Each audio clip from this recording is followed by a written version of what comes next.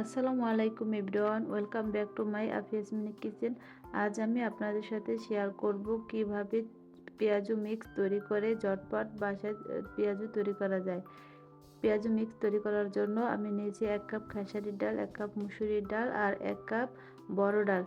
ডালগুলোর পরিমাণ আপনারা আরও বাড়িয়ে নিতে পারেন। এখন ডালগুলো ভালোভাবে হাত দিয়ে মিশিয়ে নেব।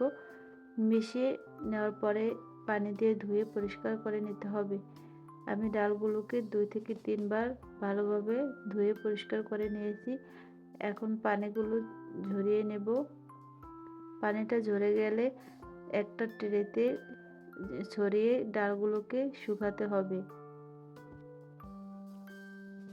ডালগুলোকে কড়া রোদে 3 থেকে 4 ঘন্টার মতো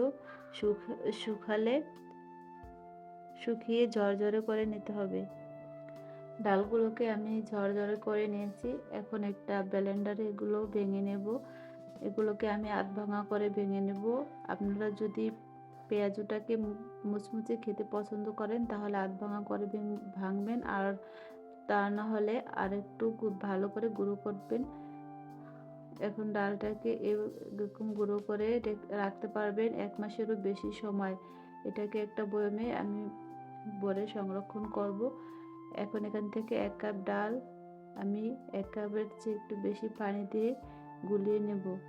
ডালটার পানির পরিমাণটা একটু বেশি দিতে হবে। পাতলা করে গুলালে দেখবেন 2 ঘন্টা পর এটা একবারে পানির টেনে ফুলে শক্ত হয়ে গেছে।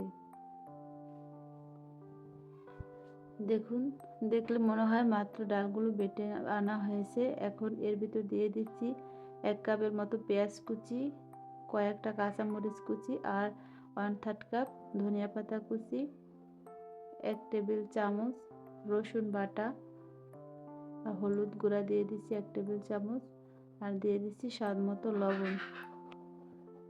এগুলোকে এখন হাত দিয়ে ভালোভাবে মাখিয়ে নেব। হাত দিয়ে ভালোভাবে মাখিয়ে নেওয়ার পরে এখন এগুলোকে ভেজে নেব। এর জন্য একটা প্যানে তেল দিয়েছি গরম করতে। তেলটা গরম হয়ে গেলে পেঁয়াজগুলো দিয়ে দিচ্ছি। পেঁয়াজগুলো আমি একটু বড় বড় করে দিচ্ছি, যে যার পছন্দ মতো দিতে পারেন। এখন কয়েক সেকেন্ড পর এগুলোকে উল্টে দিচ্ছি। চুলার হিটটা একবার লো টু মিডিয়ামের মাঝামাঝি রেখে পেঁয়াজগুলো ভাজলে অনেক মুচমুচে হবে, অনেক ক্রিস্পি হবে এবং অনেক সময় এগুলো মুচমুচে থাকবে। আমার সবগুলো পেঁয়াজও ভাজা হয়ে গেছে।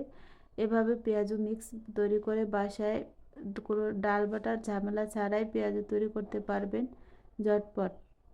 রেসিপিটি ভালো লাগলে একটা লাইক দিয়ে চ্যানেলটিকে সাবস্ক্রাইব করবেন। ভালো থাকবেন, সুস্থ থাকবেন। আল্লাহ হাফিজ।